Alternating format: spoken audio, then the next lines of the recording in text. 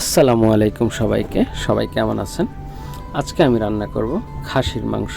এর জন্য আমি খাসির মাংসগুলো কেটে ভালোভাবে ধুয়ে নিয়েছি, আর সবগুলাই ছিল, বেশিরভাগই নলি ছিল। আজকে খাসির প্যাকেটে নলি আসছিল বেশি, 4-5টা নলি ছিল।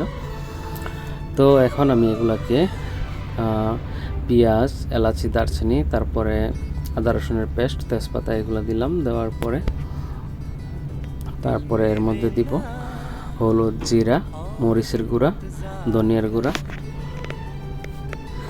তারপরে ভালোভাবে মিক্স করব।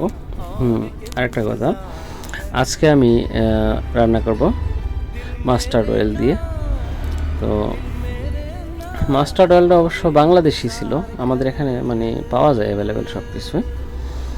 এখন এটাকে ভালো করে ম্যারিনেট করব। ম্যারিনেট করার পরে আধা ঘন্টা রাখবো এভাবে। রাখার পরে তারপরে চুলার মধ্যে বসাবো। এই যে দেখেন, ম্যারিনেট করার পরে কালারটা কত একটা সুন্দর হয়ে আসছে, মানে আসলে দেখতে অনেক ভালো লাগতেছিল। তো এখন আধা ঘন্টা রাখছি। রাখার পর এই যে দেখেন এরকম একটা কালার আসছে। এখন ঢাকনা দিয়ে চুলার মধ্যে বসাই দিয়েছি। বসানোর প্রায় 20 মিনিট পর আমি এর মধ্যে নাড়া দিছি, অবশ্য ভিডিও হয় নাই, বাট দেখেন মোটামুটি আমার তরকারি মাংসটা অনেক কষানো হয়েছে। তো যেহেতু আজকে আমি শুকনো রান্না করব, ঝোল দিব না, এই মাটনের পানি দিয়ে যা পানি আসছে তাতেই মাটন সিদ্ধ হয়ে যাবে। তো এখন মোটামুটি তরকারি আমার রেডি।